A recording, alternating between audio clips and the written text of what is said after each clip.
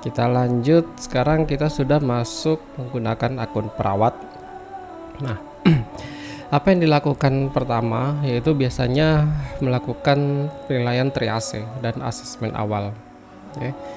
Di sini untuk keperluan pelaporan CRS, jadi bisa langsung kita pilih di sini jenis pelayanannya apa, entah itu penyakit dalam atau bedah. Ya, ini nanti pilihan-pilihan ini sisanya nanti disesuaikan. Kemudian di sini masuk ke bagian triase, menilai dari sisi kondisi pasien ya, apakah emergency, urgent, darurat tidak gawat darurat, atau death on arrival ya. Jadi nanti dipilih. Kemudian di sini isiannya tinggal dilihat aja mana yang bisa diisi disesuaikan dengan hasil pengamatan terhadap pasien. Jadi ini bukan hal yang baru lagi ya buat perawat. Di sini nanti kita fokus adalah memperlihatkan di mana tempat untuk mengisi beberapa bagian rekam medis elektronik atau seperti di triase. Disinilah tempatnya. Nanti bisa dilihat di sini cara datang keluarga sendiri, kemudian disposisinya dia kemana, misalkan ya ruang observasi mungkin karena dia tidak gawat ya,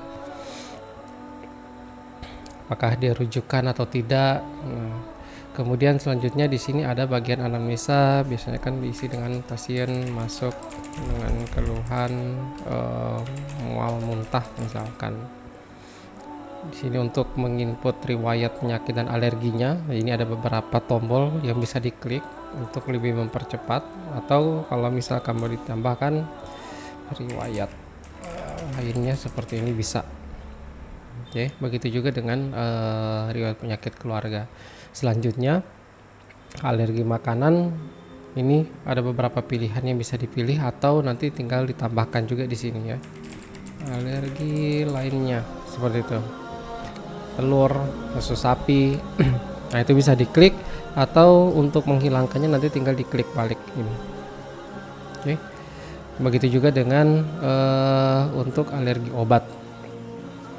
Selanjutnya untuk asesmen gizi, ini tinggal dipilih, nanti akan terhitung skor MST-nya ya, seperti itu. Kondisi gizi pasien secara umum baik, lebih, kurang, atau buruk. Kita masuk ke selanjutnya yaitu bagian primary survey. Ini sesuai dengan ini ya, ABC, airway, breathing, circulation, disability, atau neurological. Nah, kalau ada bentuk formnya seperti ini juga sama kayak tadi di alergi, tinggal diklik aja yang mana ya. Bebas, spontan, circulation kuat, CRP dan segala macam, ini juga tinggal dipilih-pilih aja yang mana sesuai kondisi pasien, refleks cahaya. Kemudian di bagian GCS atau tingkat kesadarannya, ini ada beberapa penilaian EVM ya, eye, verbal, sama movement. Nah, ini tinggal dipilih-pilih juga, nanti akan terhitung skor tingkat kesadarannya seperti itu.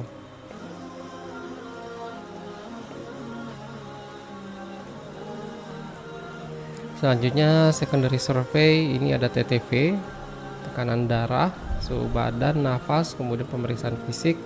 Di sini misalkan kita isi aja ya, seperti ini contohnya, mungkin 100/70, suhu badannya mungkin 36, berapa, 20, oksigennya mungkin 90. Nanti kemudian masuk ke pemeriksaan fisik ya, keadaan umumnya apakah sakit ringan, sakit sedang. Ini data tinggi badan, berat badan, lingkar kepala kalau ada bisa diisi. Kemudian selanjutnya asesmen nyeri ya. Terakhir berikutnya adalah asesmen resiko jatuh. Ini juga sama seperti GCS tadi ya, tadi tinggal dipilih aja, kemudian nanti resikonya seperti apa. Secara psikologis dan sosial ekonomi, ini tinggal diketik, diisikan seperti apa ya. Selanjutnya biasanya pasien kan begitu masuk sudah ada penindakan ya, tindakan apa gitu yang dilakukan. Nah, nanti tindakannya tinggal dicari di sini ya, misalkan mungkin pasang infus atau ada yang diinjeksi ya. Kalau misalkan ada luka, ternyata sudah ada perawatan lukanya misalkan. Oke, nanti di sini tinggal dipilih perawat yang melakukan, tinggal ditambahkan. Nah, nanti dia masuk seperti ini. Kalau membatalkan, menghapus, nanti tinggal diklik yang bagian sini. Oke.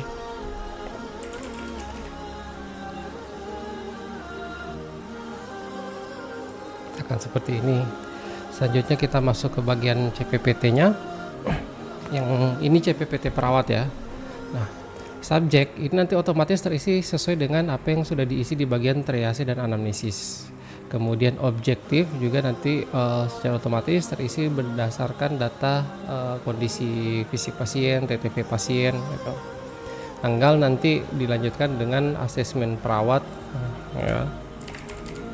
Asesmen ke perawatan, kemudian planningnya seperti apa. Nah, nanti ada instruksi dari PPA bisa diisikan di sini. Setelah itu dirasa semua lengkap, nanti tinggal disimpan, kemudian verifikasi PIN untuk tanda tangannya.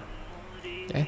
Setelah berhasil, dari sini kita bisa lihat hasilnya, lebih nanti seperti ini bentuknya.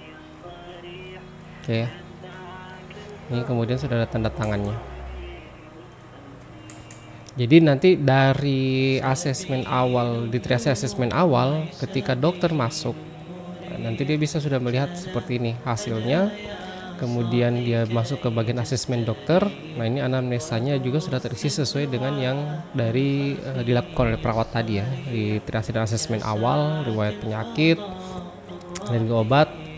Kemudian TTV-nya juga tadi sudah terisi ya, dari triase juga asesmen awal, tinggal nanti mungkin bisa dilengkapi oleh dokter sesuai dengan versi dokter gitu. Masuk ke pemeriksaan fisiknya, nah ini kan yang tidak ada tadi, jadi ini dilengkapi kalau memang ada yang bagian abnormal di salah satu anatomi atau fisiknya pasien ya, misalkan kepala benjolan misalkan. Jadi nanti tinggal diklik, nah ini akan masuk terpilih sebagai abnormal gitu. Kalau memang normal ya udah pilih normal seperti itu. Selanjutnya di bagian gambar seperti ini nanti dokter bisa mengisi. Oke, ini nanti kita akan bahas menggunakan akun dokter ya. Nah, selanjutnya apa yang bisa dilakukan oleh perawat? Jadi selain triase, selama biasanya pasien diobservasi di OGD ya, itu kan biasanya dapat lagi tindakan-tindakan tertentu ya. Nah, ini tindakan-tindakan selanjutnya itu bisa diinputkan di sini. Jadi kan kita sudah input tindakan rawat luka ya yang sebelumnya di awal, jadi ini sudah langsung. Kalau ternyata ada tindakan selanjutnya nanti bisa dicari lagi gitu. Injeksi misalkan ya, kemudian dilakukan oleh perawat, nanti tinggal ditambahkan, itu masuk lagi seperti itu.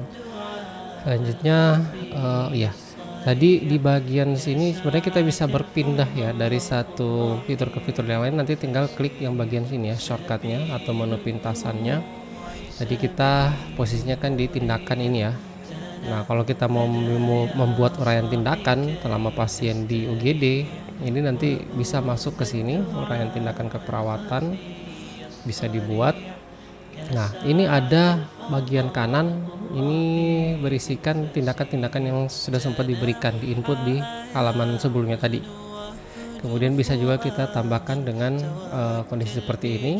Jadi ini kalau kita bikin, ini tinggal masuk ya. Kalau mau ditambahkan dengan tulisan yang bebas itu bisa. Setelah itu seperti biasa simpan, verifikasi PIN, tanda tangan. Nah, nanti masuk ke seperti ini. Nah, ini uraian tindakan.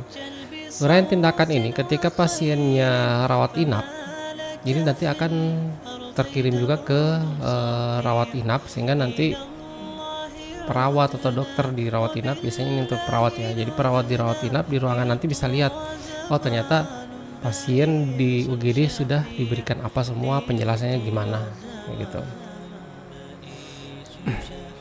Oke.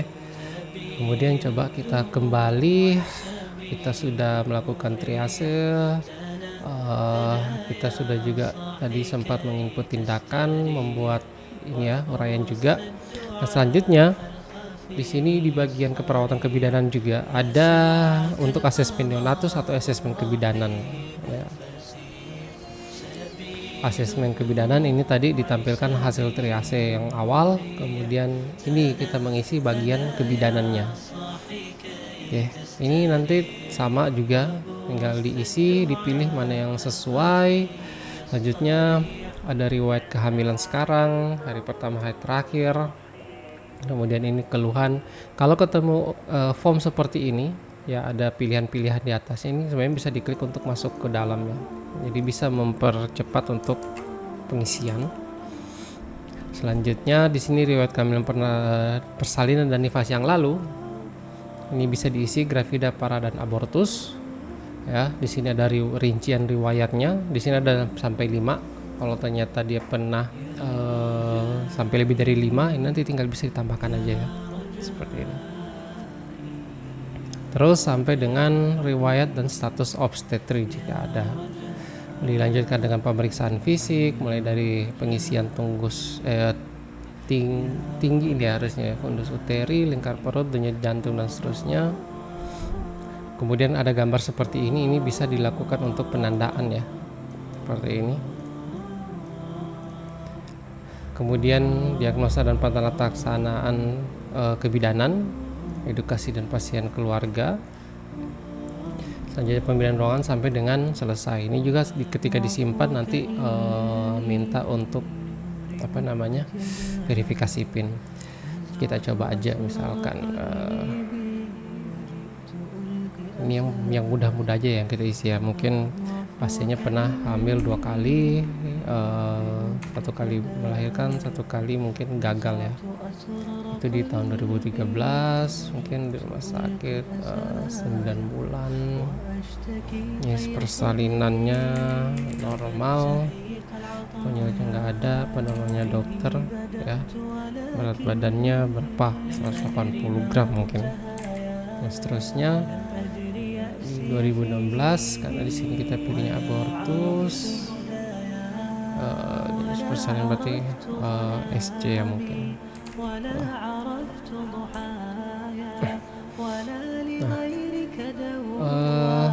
Ini kita contohkan aja seperti ini. Nanti selesai kita skip aja ya biar cepat.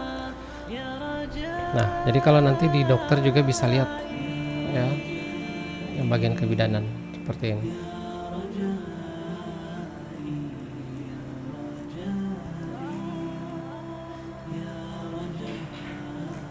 Oke.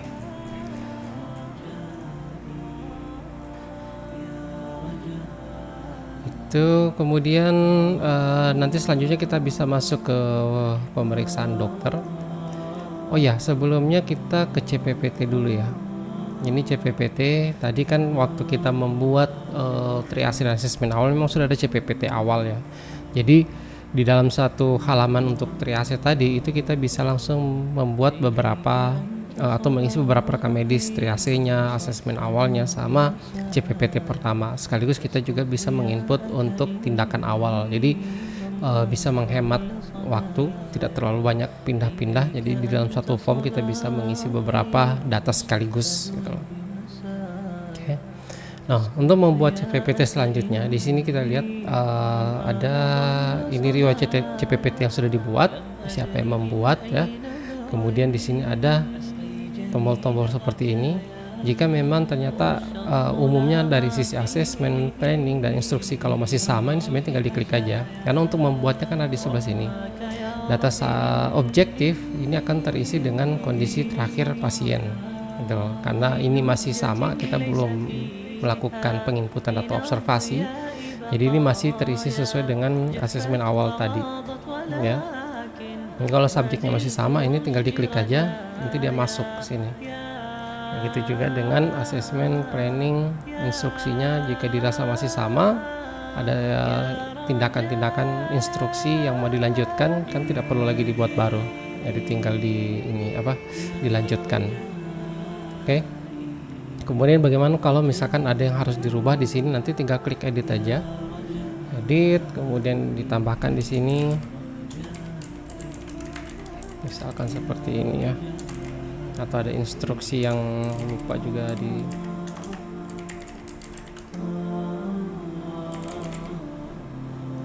kita simpan.